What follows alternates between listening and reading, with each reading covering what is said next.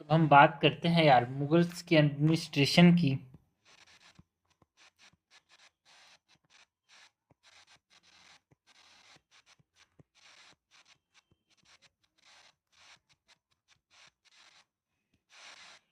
Mughals administration की बात करें तो सबसे पहले तो हम यहाँ पे बात करेंगे अबाउट दी एडमिनिस्ट्रेटिव यूनिट्स की।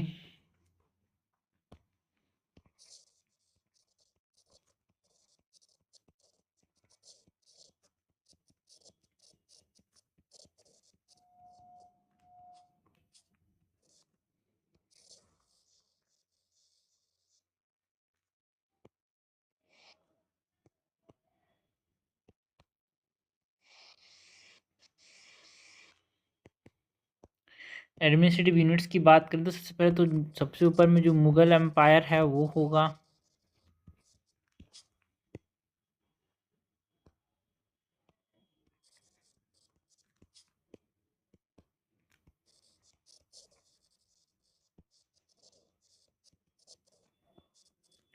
इसके अंदर यहाँ पे सूबास होंगे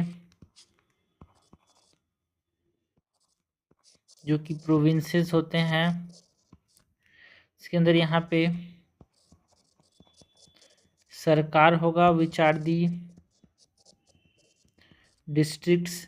उसके नीचे यहाँ पे विलेजेस होंगे।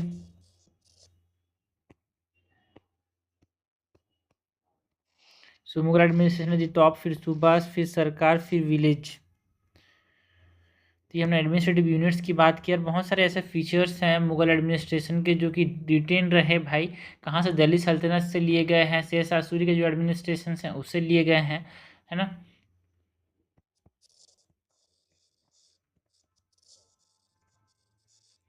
many features of Mughal administration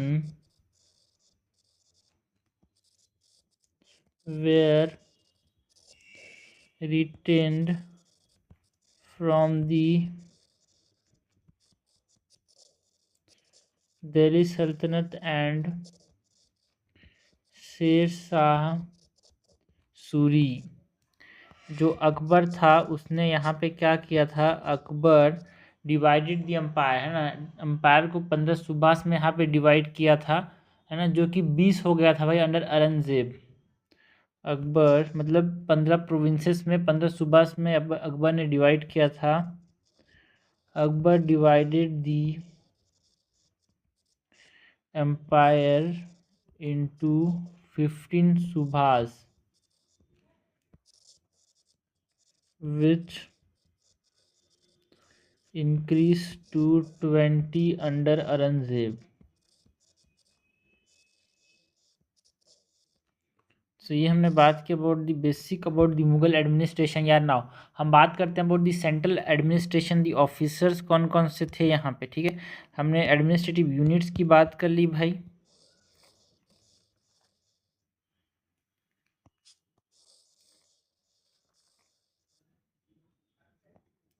उसके बाद हम बात करते हैं सेंट्रल एडमिनिस्ट्रेशन एंड ऑफिशियल्स की।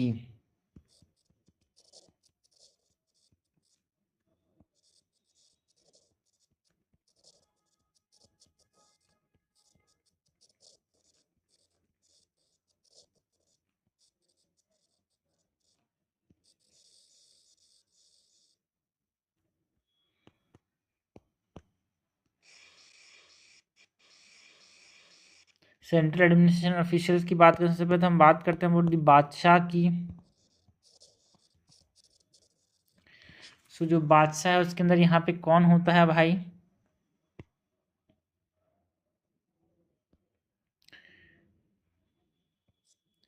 डिफरेंट डिफरेंट यहाँ पे ऑफिशियल्स होते हैं बादशाह के अंदर, जिसमें हम बात करते हैं अबाउट मीर बख्शी, जिसमें हम बात करते हैं अबाउट वज़ीर। वज़ीर जो है इट इज़ दीवाने अला, ठीक है। यहाँ पे होता है मीर समन।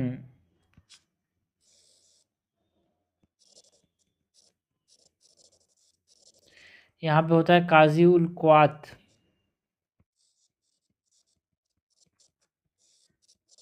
है ना, काजी उल कजात जिसको बोलते हैं चीफ काजी। मुहत्सिब है ना, यहाँ पे होता है सदर उस सदर, है ना, सदर उस सुदर, सदर उस सुदूर। मुहातसिब होते हैं यहाँ पे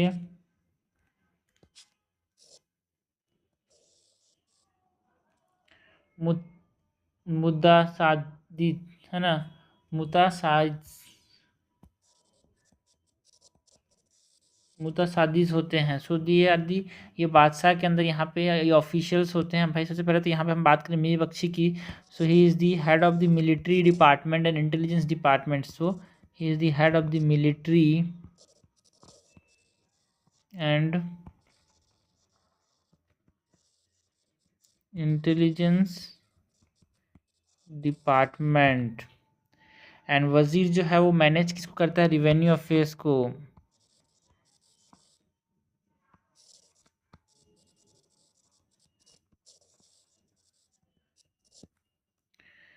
मीर समन की बात करें तो he is the incharge of the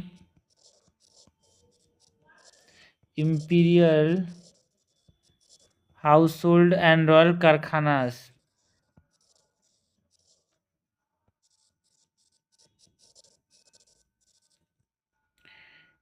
काजी उल कुजात की बात करें तो Qazi ul Quzat is the chief, Qazi means head of the judicial department.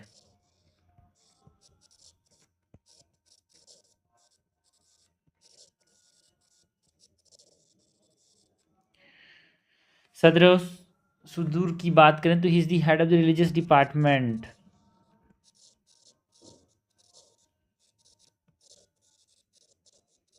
And ये इसका रेस्पॉन्सिबल क्या है भाई, जो लॉ ऑफ शरियात है उसको प्रोटेक्ट करना इसका रेस्पॉन्सिबिलिटी है।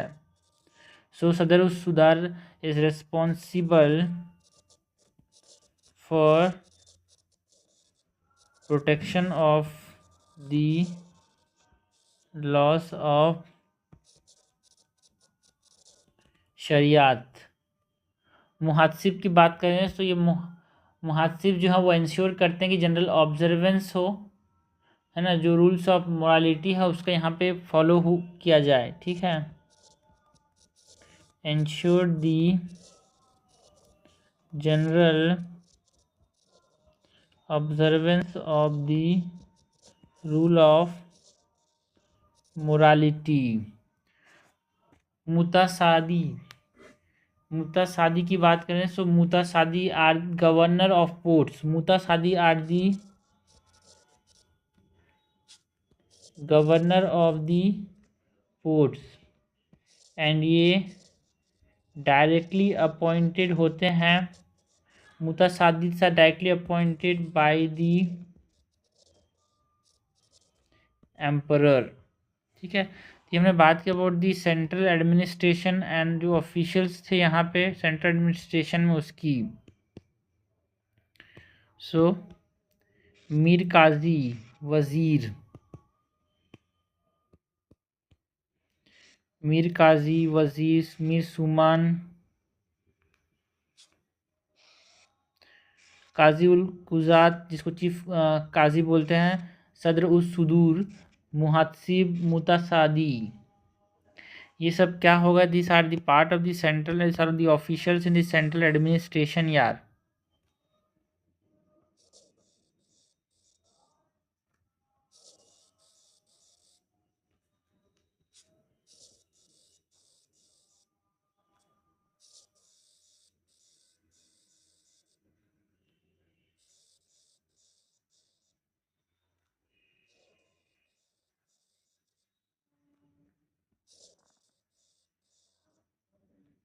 ओके, नेक्स्ट सेंट्रल एडमिनिस्ट्रेशन के बाद हम बात करते हैं अबाउट द प्रोविंशियल एडमिनिस्ट्रेशन की।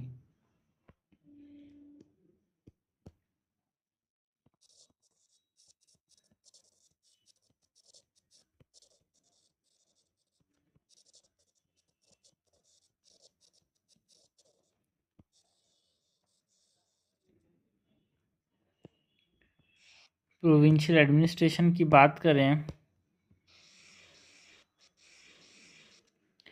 सो प्रोविंशियल एडमिनिस्ट्रेशन को यहाँ पे लीड कौन करता था? जो सूबेदार होते थे या फिर सिपा सलार या फिर नाइम्स जिनको बोलते थे, वो यहाँ पे इसको लीड करते थे। That is the governor of the subas यार।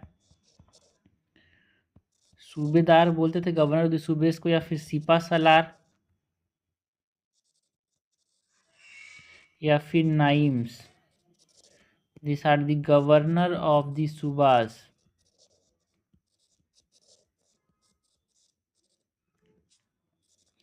सो ये जो सूबेदार हैं यहाँ पे, इसमें हम बात करते हैं अबाउट इन यहाँ पे सूबेदार में दीवान, बख्शी, कोतवाल, सदर एंड कज होते थे। सो इसके अंदर भी यहाँ पे सूबेदार के अंदर क्या क्या होते थे? यहाँ पे दीवान होते थे, बख्शी होते थे, कोतवाल होते थे एंड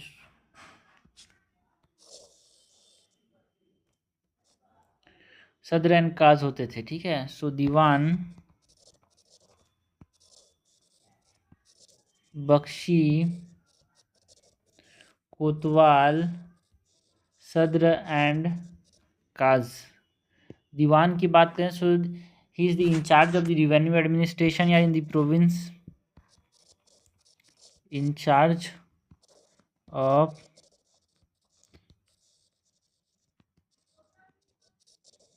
रेवेन्यू एडमिनिस्ट्रेशन। जो बख्शी होते थे आर दी मिलिट्री कमांडर्स यार, military commander at the military level. And Kotwal is the chief of the city police, chief of the city police.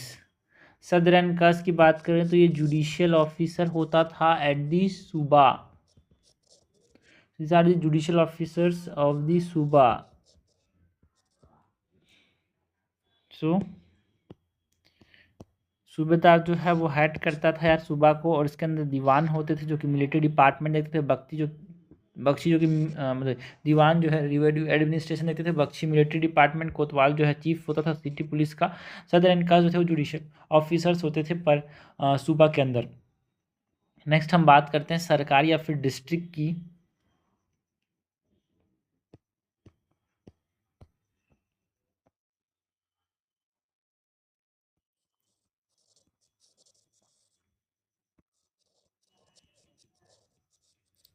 तो सूबा को आज के जैसे आज के जो स्टेट है उससे कंपेयर कर सकते हो, एंड डिस्ट्रिक्ट को तो हम कंपेयर कर ही रहे हैं। यहाँ पे सरकार को डिस्ट्रिक्ट बोल रहे हैं भाई। यहाँ पे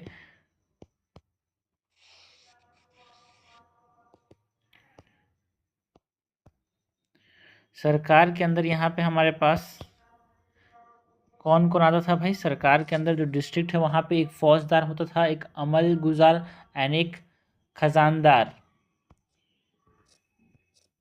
एक फौजदार होता था यहाँ पे, एक यहाँ पे अमल गुजार, एक खजानदार। फौजदार, अमल गुजार, खजानदार। तो ये जो फौजदार है it is the executive and military officer यार।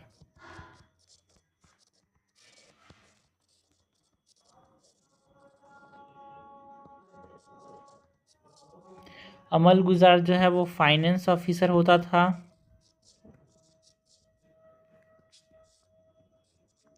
एंड द खजानदार, खजाना नाम से समझ आ रहा है, खजानादार या फिर खजानदार, इट इज़ द ट्रेजरर, खजाने को देखता था, इज द ट्रेजरर। सरकार के बाद परगना की बात करते हैं। हमने देखा ना भाई यूनिट्स में, यहाँ पे इसके नीचे यहाँ पे विलेजेस आते थे ना। सरकार जो है देखो, सरकार के नीचे यहाँ पे डिस्ट्रिक्ट के नीचे यहाँ पे विलेजेस की बात करते हैं। सो विलेजेस की अगर हम बात करें, ग्राम और विलेज,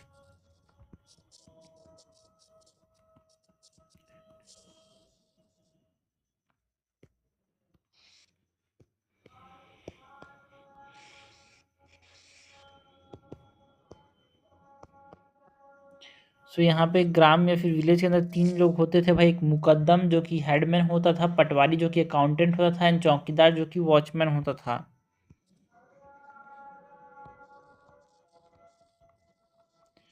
मुकद्दम, पटवारी एंड चौकीदार। मुकद्दम, पटवारी एंड चौकीदार। मुकद्दम की बात करें so he is the headman, patwari is the accountant and chowkidar is the watchman. Now parganas होते थे भाई, परगनास जो हैं डिस्ट्रिक्ट्स के इक्विवेलेंट ही होते थे। एंड परगनास के अंदर भी अलग अलग टर्म्स हैं यहाँ पे परगनास में। अगर हम बात करें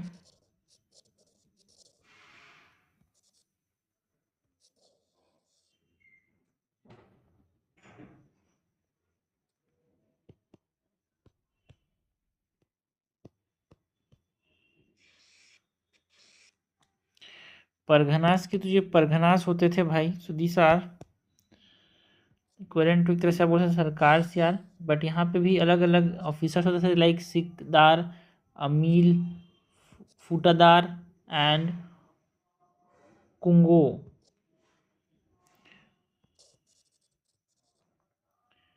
सिकदार, अमील, फूटादार, कुंगो।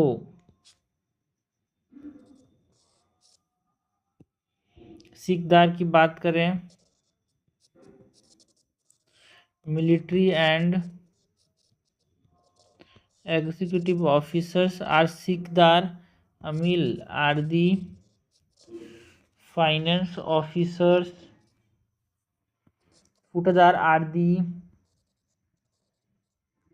treasurer and Qanungo is the head of the village patwaris, जो कि आज तहसीलदार कहलाते हैं, वो सब कुंगो कहलाते थे उस समय, head of village पटवारीज।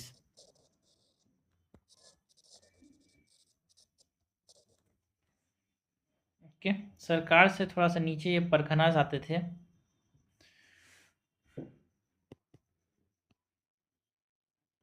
Sikdar, अमील, फूटादार and कुंगो। Spelling क्या है?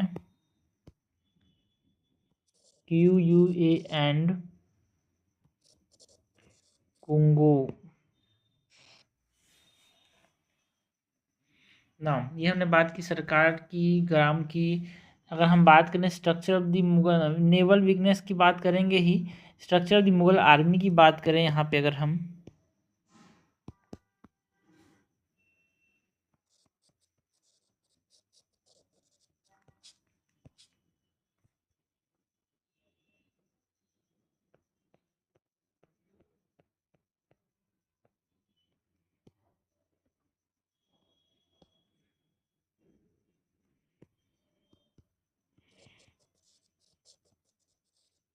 Structure of the Mughal army की बात करें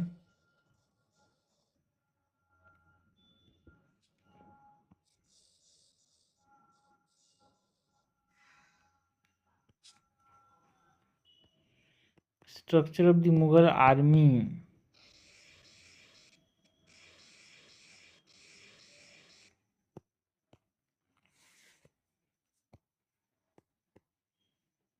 यहाँ पे 4 मेन क्लासेस थे ऑफ ट्रूप्स यार मुगल आर्मी के अंदर।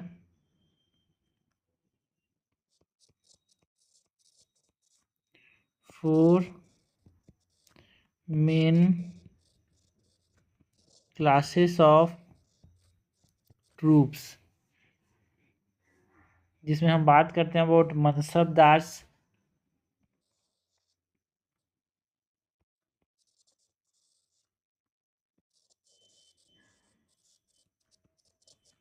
जिसमें हम बात करते हैं अबाउट दाखिली की, जिसमें हम बात करते हैं अबाउट अहादीस की, जिसमें हम बात करते हैं अबाउट एक चीफ ट्रूप की। ये 4 मेन क्लास ऑफ ट्रूप्स होते थे मुगल आर्मी में। सबसे पहले तो मनसबदार्स की बात करें तो ये नोबल एंड ऑफिसर जिनको मिलिट्री रैंक असाइन किया जाता था उनको मनसबदार्स बोलते थे। So nobles and officers assigned military ranks. दाखिली की बात करें, so these are the imperial troops directly under the emperor. अहादीस की बात करें, so these are specially trained cavalry men जो कि किसके अंडर होते थे, एम्परर के अंदर. Specially trend cavalry men directly under the emperor. And जो चीफ ट्रूप होता था, ये ऐसा ट्रूप जो कि मेंटेन किसके द्वारा किया जाता था, लोकल चीफ के द्वारा, for border defence. Troops maintained by local chiefs for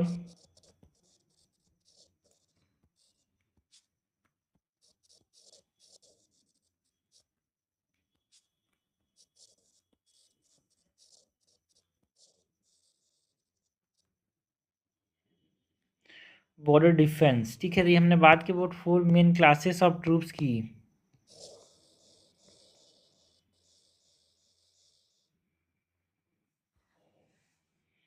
जिसमें हम बात करते हैं अबाउट नेवल वीकनेस, आर्टिलरी की. ठीक है भाई, अगर हम बात करें यहाँ पे मुगल जो था उनका नेवी थोड़ा कमज़ोर था यार. सो नेवल वीकनेस अगर हम बात करें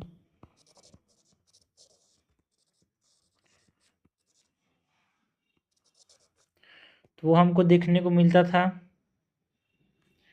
नेवल वीकनेस में. The Mughals had a strong naval force and ये किसके ऊपर रिलाइड होता था, ऑन स्मॉल कमर्शियल शिप्स. है ना, कोई भी स्ट्रॉन्ग, देखो मैं स्ट्रॉन्ग लिख दिया. Mughal had no strong naval force, कोई भी स्ट्रॉन्ग नेवल फोर्स नहीं होता था. एंड ये स्मॉल कमर्शियल शिप्स में यहाँ पे रिलाई करते थे.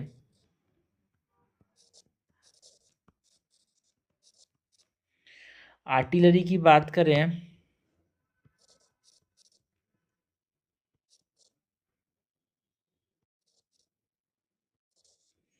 सो आर्टिलरी के अंदर जो अकबर था उसने एम्फेसाइज किया आर्टिलरी, या लेटर जिसको यूरोपियन जो गनर ने भी इस्तेमाल किया, मतलब बंदूक पे ज़्यादा ध्यान दिया इन्होंने. Akbar emphasized on artillery, later employing European Gunners. ये हमने बात की अबाउट व्हाट, नेवल वीकनेस की.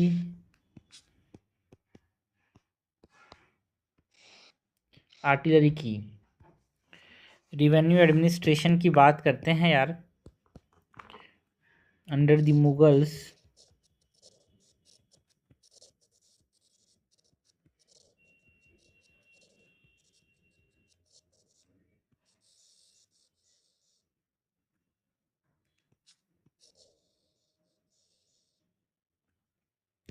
सो अगर यहाँ पे हम बात करें अबाउट द रिवेन्यू एडमिनिस्ट्रेशन,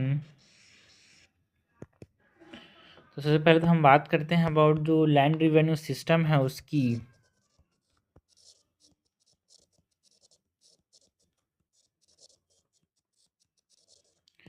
जो लैंड रिवेन्यू सिस्टम है ये सेपरेट है भाई. सेपरेट असेसमेंट जो किया जाता था, है ना, खरीफ एंड रबी क्रॉप्स के लिए, वो हमको देखने को मिलता था. एंड एक फॉर्मल एग्रीमेंट जो कि पट्टा कहते थे एंड कुबूलियत कहते थे फॉर रिवेन्यू पेमेंट्स यार, ये हमको देखने को मिलता था. So separate assessments were conducted for Kharif and Rabi crops with a formal agreement, that is patta and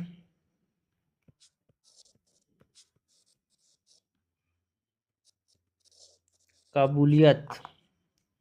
and जो ऑफिशियल्स हैं दे लाइक करोड़ीज, है ना, जो रेस्पॉन्सिबल जो है ना ऑफिशियल लाइक करोड़ीज जो थे वो रेवेन्यू कलेक्शन के रेस्पॉन्सिबल थे एंड फाइनेंशियल ओवरसाइट करते थे यार। ये they were responsible for revenue collection and financial oversight।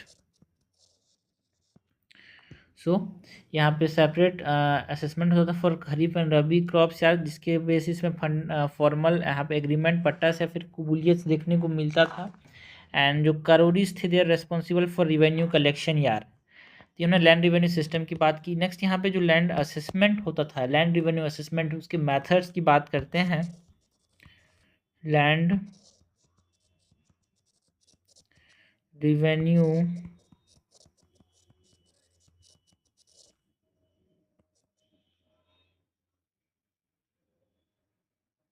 Assessment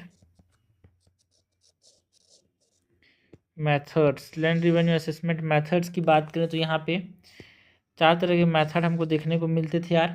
एक तो गला बख्शी,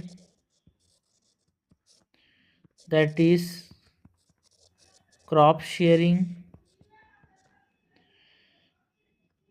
एक है हमारे पास कानकूत और दामबंदी। एक है हमारे पास जब्ती और धरसाला सिस्टम। जब्ती और दहसाला सिस्टम। एंड एक है Nasq. So this are the land revenue assessment methods यार। सबसे पहले जो इसमें गला बख्शी है जैसे क्रॉप शेयरिंग, इसमें क्या होता था, जो क्रॉप होता था वॉज डिवाइडेड यार।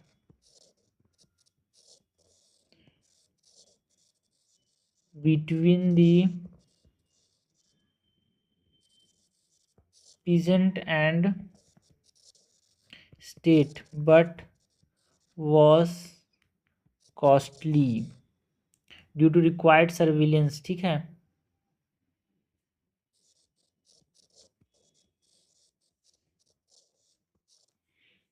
इसमें सर्विलियंस करना पड़ता था, इसीलिए ये जो है गला बख्शी, ये क्रॉप असेसमेंट मेथड जो था वो क्या होता था, महंगा होता था। एंड कानकूत या फिर दमबंदी की बात करें तो यहाँ पे क्रॉप की जो ईल्ड है उसको एस्टिमेट किया जाता था एंड जो रिवेन्यू है it was fixed based on the productivity of land यार। Crop yield was estimated and revenue was fixed based on productivity of land। And जो जब्ती या फिर दहसाला सिस्टम है, it is introduced by um, it is introduced by Akbar and it averaged, एक तरह से 10 years का जो प्रोडक्शन है और 10 ईयर का जो प्रोड्यूस है उसको ये एवरेज करके, जो हर साल का है उसको एवरेज करके 1/3 जो है उसको आपको देना पड़ेगा एज अ स्टेट शेयर। ये क्या है भाई हमारे पास, जब्ती या फिर Dahsala system.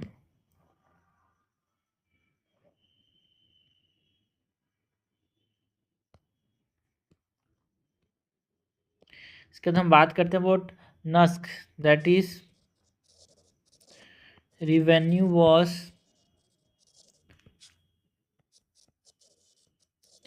calculated based on past payments rather than new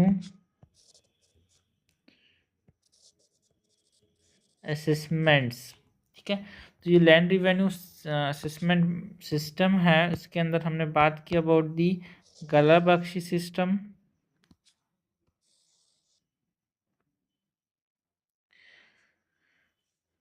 कानकुद and दमबंदी जब्ती या फिर दसाला सिस्टम में नक्श की। ठीक है, जो गला बख्शी है यहाँ पे ये क्या होता था भाई, पीजेंट एंड स्टेट शेयर को डिवाइड किया जाता था, मतलब डिवाइड किया था क्रॉप को पीजेंट और स्टेट के बीच में। एंड जो कनकुत है या फिर दमबंदी सिस्टम है, यहाँ पे क्या किया जाता था, क्रॉप यील्ड को एस्टिमेट किया जाता था based on the productivity of the land, है ना। एंड 10 साल में, मतलब इट इज़ 10 ईयर्स, जिसको अकबर ने इंट्रोड्यूस किया था, 10 ईयर्स का क्रॉप प्रोड्यूस को दिखाया था, उसको 1/3 में स्टेट शेयर को देने पे ऐसे फिक्स किया जाता था। नस्क की बात करें तो revenue was calculated based on the past payment यार, रादर देन न्यू असेसमेंट, पुराने पेमेंट पे यहाँ पे इसको कैलकुलेट किया जाता था नस्क। नेक्स्ट हम बात करते हैं the classification of the land based on the revenue based, है ना, मतलब जो क्लासिफिकेशन लैंड है it is the revenue based, जितना ज़मीन में ज़्यादा पैसा आएगा उस हिसाब से यहाँ पे क्लासीफाई करते हैं। सो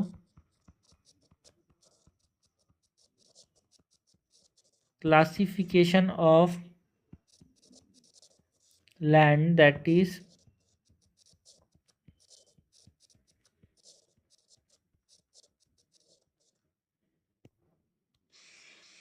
रिवेन्यू बेस्ड। सो यहाँ पे हम क्लासीफाई करते हैं लैंड को यार इनटू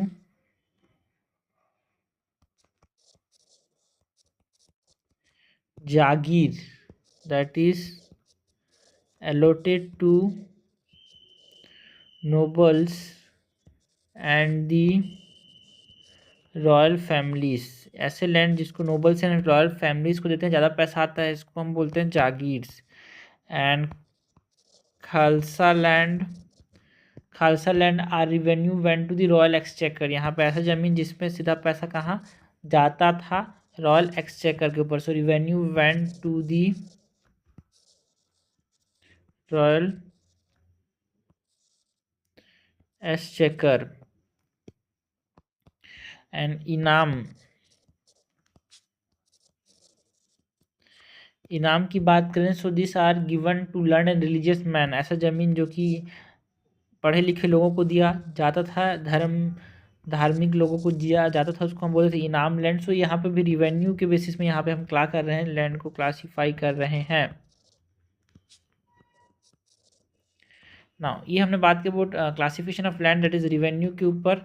नाउ ये जो जागीर्स हैं, जागीर्स, उसकी बात करते हैं, टाइप्स ऑफ जागीर्स की।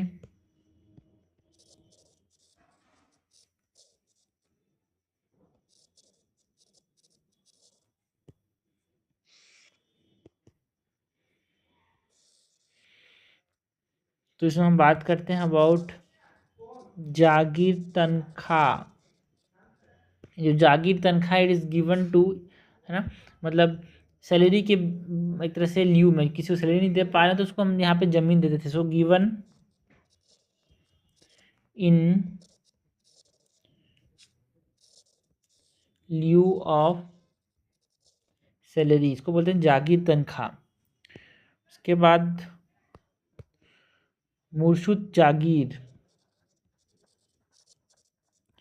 ना मुशरुद जागीर की बात करें, जो मुशरुद जागीर है इट इज़ कंडीशनल ग्रांट यार। इनम जागीर,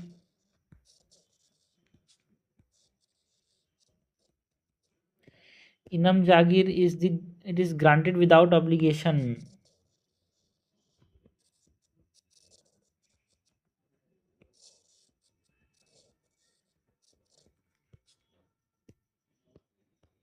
एंड वतन जागीर की बात करें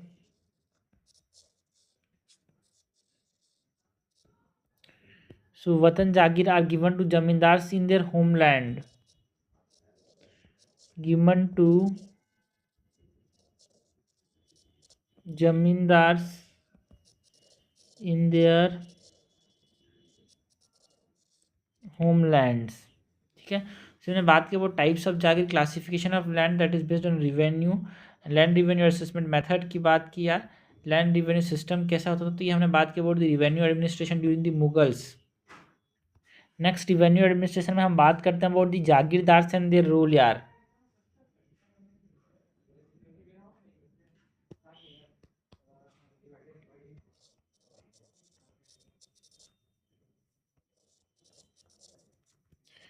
जमींदार्स एंड देयर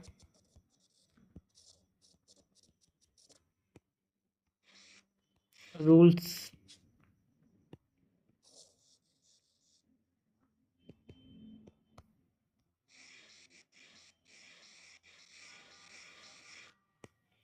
सो इसमें हम बात करते हैं, इसमें जो पीटी हैंड होल्डर्स होते थे टू, है ना, Rajput chiefs, they were hereditary rights over the land revenue collection यार। एंड एक तरह से 25% से जो जमींदार है उनको जो कलेक्टेड रिवेन्यू है वो मिलता था, बट कोई ज़मीन नहीं मिलता था, है ना। कोई तो एक तरह से बहुत सारे जमींदार जो हैं एक तरह से लोकल इन्फ्लुएंस भी रखते थे, तो उनका प्राइवेट आर्मीज भी रहते थे, और कभी कभी तो मुगल्स के अथॉरिटी को भी रेसिस्ट कर देते थे ये। सो जमींदार्स की बात करते हैं, जमींदार्स एंड देयर रूल्स की।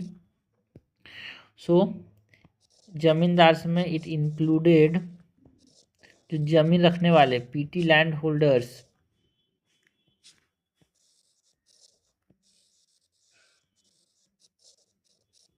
It included petty land holders to the Rajput chiefs, है ना। छोटे छोटे जमीन रखने से बड़े बड़े राजपूत चीफ्स तक लोग यहाँ पे आते थे, किसके अंदर, जमींदार्स के अंदर। विथ जमींदार्स के पास हेरिडिटरी राइट्स होते थे क्या जमीन के ऊपर? हाँ बिल्कुल, अपने बच्चे को भी वो देंगे जमीन को। ठीक है, over the land revenue collection. And ये जो जमींदार होते थे they received up to 25% of, जमीन से जो पैसा आ रहा है उसको यहाँ पे ये रखते थे, बट कोई ज़मीन नहीं होता था। ठीक है, पैसा मिलता था इनको, जमींदार का मतलब ज़मीन उनका नहीं है, ज़मीन तो मुगल्स का है, बट वो पैसा उससे कलेक्ट कर रहे हैं, जिसका पैसा जो कलेक्ट कर रहे हैं टोटल में से 25% इनको मिल रहा है। So but did not own the land, and जमींदार के अंदर some held strong local influence and maintained private armies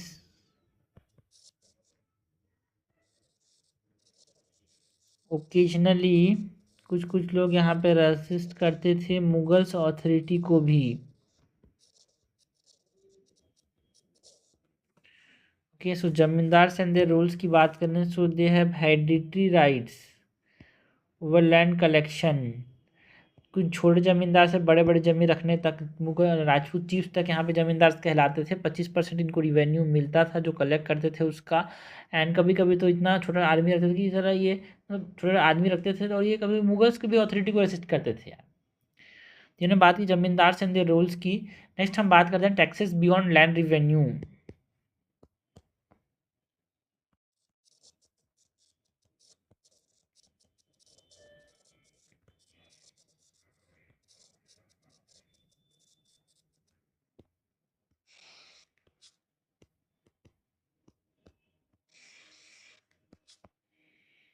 taxes beyond land revenue की बात करें तो यहाँ पे हम राहतदारी की बात करते हैं, खतरा पर्चा की बात करते हैं, एंड कस्टम ड्यूटीज़ की बात करते हैं।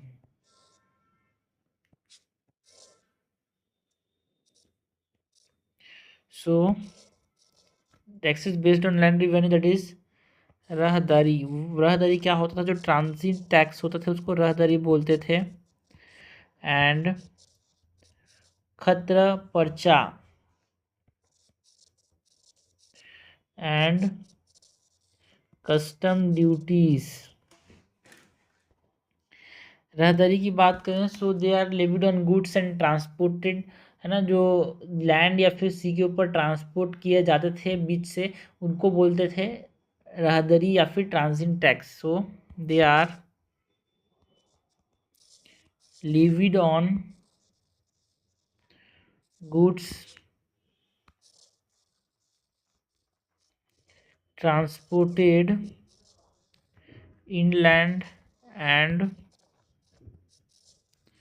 overseas। नाउ खत्र पर्चा की बात करें so this are tax on merchants and artisans for their products. Example के तौर पे आर्टिसंस और उनके जो प्रोडक्ट्स है उस पर टैक्स आता है, उसको खत्र पर्चा बोलते हैं। लाइक क्लॉथ के ऊपर, इंडिको के ऊपर, सॉल्ट के ऊपर जो टैक्स लग रहा है उसको खत्र पर्चा बोलते हैं। So this are the taxes यार, जो हमको मुगल्स के समय में देखने को मिलते थे।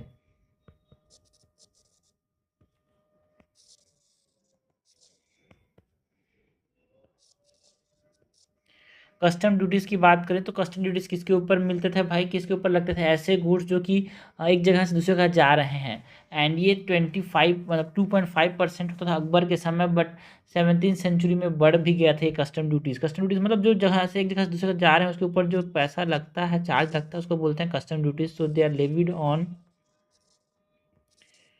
Goods moving between locations and it is charged at 2.5% under Akbar, later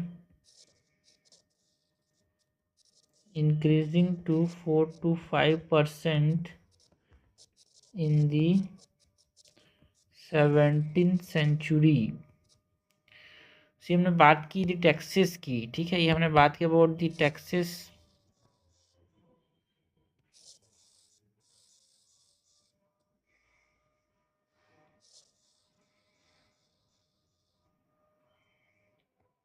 next हम बात करते हैं जो टैक्स कलेक्शन होता था उसके दौरान जो एडमिनिस्ट्रेशन हमको देखने को मिलता था उसकी बात करते हैं।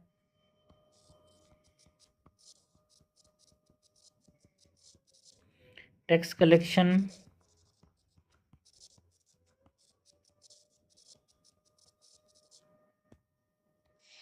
एडमिनिस्ट्रेशन, जिसमें दो मेजर टैक्स कैटेगरीज हमको देखने को मिलता था यार। एक तो मल उजिहत एंड सिर जिहत।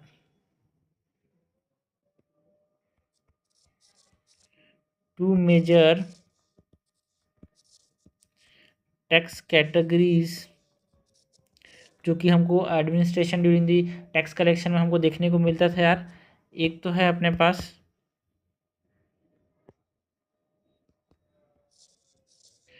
मल उजिहत एंड सिर और सैर जिहत। मल उजिहत में हम बात करते हैं about land revenue related taxes की। एंड सिर जिहत के अंदर हम बात करते हैं about taxes on trade and commerce की। एंड जो टैक्स कलेक्शन एडमिनिस्ट्रेशन है यहाँ पे स्पेशल फिजिकल डिविजन्स देखने को मिलते थे जिसको हम क्या बोलते थे, सर महालत, जो कि मैनेज एंड एसेस करता था, है ना, या फिर कलेक्शन इन सिटीज देखते थे। सो स्पेशल फिजिकल डिविजन जिसको हम शहर महालत कहते थे, वो मैनेज करते थे assessment and collection in cities. And जो ऑफिशियल्स यहाँ पे इन्वॉल्व थे उसकी बात करें, सो हम बात करते हैं अबाउट मुतासादी, जो कि चीफ कस्टम ऑफिसर्स होते थे, एंड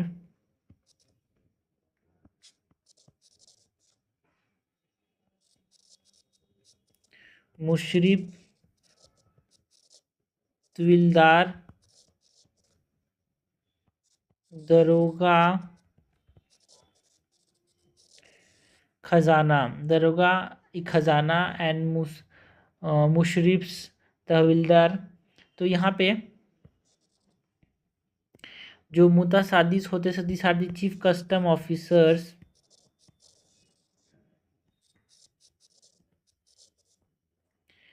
एंड मुशरिफ की बात करते हैं, सो दिस आर ये असिस्ट करते थे किसमें, वैल्यूएशन में। So they assisted in